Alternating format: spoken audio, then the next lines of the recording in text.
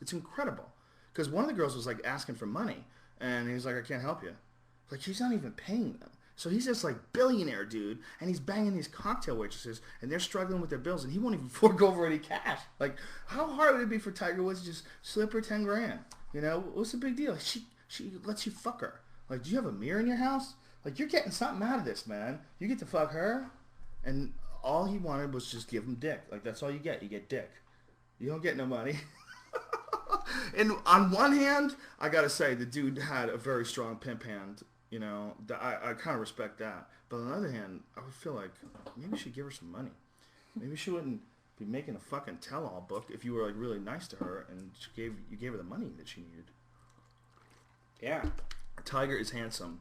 So says gay man. Synthesis. Tiger is handsome? Okay, you know what? He's not ugly. But he's not Jacob. He looks kind of like a bug. He's not a handsome man. He's unfortunate looking. You know, I mean, he's very well built. He's very athletic. He's obviously very driven. He's got a lot of attractive qualities. Uber successful. But you can't say that he's, you know, I mean, like, who's classic? You don't like your guys black. Sure I do. If it was like that Tyrese dude, that actor dude, that's a very handsome man. That's a handsome motherfucker. If you found out that he was banging 16 chicks across the country, you'd be like, that's it? Only 16? Figure you have fucking 10 in each town, and he was plowing. That guy's a stud. You know, but Tiger doesn't look like that. Tiger doesn't look like a male model. He looks like an unfortunate mix of ethnicities. Hey, but, you know, whatever. Whatever. Hey, look, I'm that dude from choke Crawl. Red Band out, please? Look, I'm that dude from Crawl. Oh, that's mean. You know the movie Crawl? The I don't remember Cyclops? Crawl. You know what's the fucking shit that Pan's Labyrinth, the thing that had the eyes on its hands? That Guillermo del Toro dude was pretty badass. But I gotta say, his book sucks. The Strain. Really good book for like the first 100 pages. And then he got tired of writing it and just finished it like real sloppy, like really bad action scenes. Really, they're killing the vampires like so easy. It was really stupid. Weird. It was really good in the beginning. I was like, what a great premise. The fucking airplane lands, everybody in the plane is dead. They can't figure out what's going on. And they all turn into vampires and takes over the whole city. It's pretty fucking badass. This one vampire like infected the whole plane, but then it just turns into dog shit. Most of his 16 hoes aren't that attractive. This man is saying that guy was not banging pretty girls. He had a few stragglers in there, but overall, those chicks are pretty goddamn hot. You know, better than what that person's getting. This guy right here, he might be getting. You never know. But I mean, some of them, like that Rachel Uchitel chick, that chick's hot as fuck. And then the other one that was on the reality TV, she's pretty goddamn hot too. He had some pretty attractive women in his stable. What's Joey Diaz's Twitter again? Mad Flavor. Here, see, this is one of the things that we can do. You can hit this text. You can add a new text, and so if anyone ever asks you, you can just type in. Oh, here we go. I'll tell you. Follow. And Red Band. I don't even have 1,000 yet. You don't? No. I never pimp my Twitter. Oh yeah, you guys gotta follow Red Band. And then you can shrink the size and. What's the size? Right below. Font size right here? Yeah. Yeah, if you just drag the thing left and right. There we go. And then you can move the box, like maybe move it to the top or something. That's wherever the location is, or the bottom. Doesn't want to move. You just click on the box and then drag it.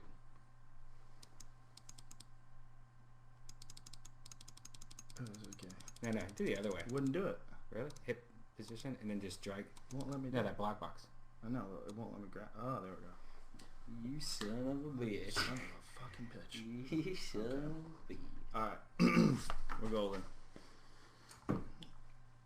News Radio or Fear Factor? Which show is more disgusting to work on? Ha ha ha ha. Fear Factor for sure, but Fear Factor paid more money. But News Radio was way more fun. News Radio was like a privilege. You know, it was like the whole time I was doing, I was like, I can't even believe. First of all, I couldn't believe that I was on a TV show. That was just like, because I didn't really do much acting before that. I acted on one other sitcom that I got from doing stand-up comedy, and in 1994, I'd only been doing comedy 6 years. So it's like I was still pretty raw as a comedian. And then all of a sudden, I'm on this fucking TV show. I was like, whoa. And And then I'm on the show, not only am I on a TV show, I'm on a TV show with Phil Hartman. I was like, this is fucking nuts. You know, and Dave Foley and Andy Dick. I mean, it was pretty incredible job. But Fear Factor was just about getting paid, getting that paper. You know what I'm saying? Shit, I know what you're saying. Paper. Just like King Mo says, get that paper. Brittany Murphy thoughts. You know what, man? I don't have any thoughts until I find out what killed her. You know, I mean, everybody says that it's drugs. I don't know if it was drugs.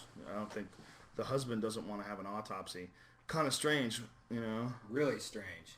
You know, that's especially since creepy. Obviously they were going to do one anyways, because it's kind of like, why'd she die? Yeah, unless you killed her. I mean, why doesn't that guy want an autopsy? If it was a murder case, then of course he would want an autopsy, right? He'd be like, how do you die of natural... The only way you die of natural causes when you're 32 years old is if you have like a serious health condition, or if you take something that kills you, which is pretty natural. I've read that a lot of her close friends stopped hanging out with her when she got married to that guy because of him. So there's something with this guy. Well, I've had some friends that have had some serious drug problems in the past. I had a friend that died from drugs. My best friend, when I lived in New York. And he used to do heroin, he used to do crack, but mostly heroin. And he had like manageable problems with coke and stuff like that until he got on heroin. And heroin just fucking sealed his fate. That shit just gets in your blood. It becomes a part of you. I mean, I've seen people jonesing for coke. I've seen people jones for a lot of shit, but there's something really weird about watching people jones for heroin. I mean, it's like they need water. Like they're in the desert and they need water. And when people get involved in this, and apparently that's what a lot of the Hollywood kids are doing. A lot of them are doing fucking heroin. You know, I don't know what it's all about, but it's pretty spooky, man. Real alcoholics are pretty spooky too. Like when you wake up and the first thing you drink is a beer, like at noon. It's like, ugh. Yeah. I've met a lot of alcoholics. I know a lot of alcoholics. I know a lot of functioning alcoholics, and I know a lot of people that are just... you know, just flat out drunks, especially comics. You know, I've known a lot of comics that have had real alcohol problems because they get free booze and they're out in clubs every night. And, you know, alcohol gives you a liquid courage. And if you're performing every night, you might be drinking every night. If you're drinking every night, you're going to have a fucking problem. Yeah. Eventually that shit's going to grab you. Conspiracy theories are only theories until proven fact. Yeah, well, there are real conspiracies. Most conspiracy theories are stupid because people want to find the mystery shit. They want to find Bigfoot, you know, when meanwhile there's a bunch of real live animals that are way more interesting than Bigfoot. If we found Bigfoot would be in a fucking cage right next to the monkeys at the zoo. If we found them. If we really caught him, they would be like, look, there's a big ape. You know, we got the short ape, there's a big 10-foot tall ape. Nobody would give a shit. But like killer whales, if killer whales didn't exist and there was some animal that people talked about in legend that was as smart as people, lived in the ocean, but breathed air and had to come up for air and doesn't eat human beings, saves human beings, but kills everything else, including great white sharks, a super intelligent being that's gigantic and murderous and runs the ocean. People would say, fuck that, that's crazy, that's not real, that can't be real. But it is real. We just know it's real. And because of the fact that we know it's real, it's not as interesting to people. People love mysteries. We love discovering new shit. Like the Loch Ness Monster. Loch Ness Monster doesn't do shit. It doesn't kill anybody. It doesn't do anything. Every now and then it pokes its head out of the water. And everybody's like, whoa, I saw it. And everybody gets crazy. You know, meanwhile, there's fucking crocodiles that are real. They're alive. They're gigantic. They're like fucking 30 feet long. They can hold their breath underwater for like hours at a time. They don't have to eat for a year. I mean, crocodiles are fucking crazy. They're literally dinosaurs that are still alive today. They were exactly the same way as they are now, hundreds of millions of years ago. Nobody gives a fuck. Everybody's looking for the Loch Ness Monster. You know, there's something that people really, really get into when it comes to conspiracies. You know, and I've been guilty of it myself, you know. Like, I used to really be into UFOs and all kinds of stuff like that until I kind of realized, like, what I'm into is the unknown. What I'm into is, like, somehow or another is if there's something that's unknown and I figure it out and I find it and I know it's proven and true, then somehow or another you gain something from that.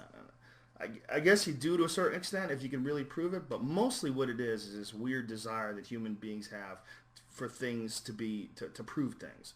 It's a very weird thing. Conspiracy theories, like everybody's always looking like for all sorts of conspiracies that aren't real. I know this also from working, where I've had people like working with the UFC. Like, people are always talking about the UFC wants this, and Joe Rogan said that because the UFC told them to say it. The UFC never tells me to say shit. They literally never tell me what to say. My job's to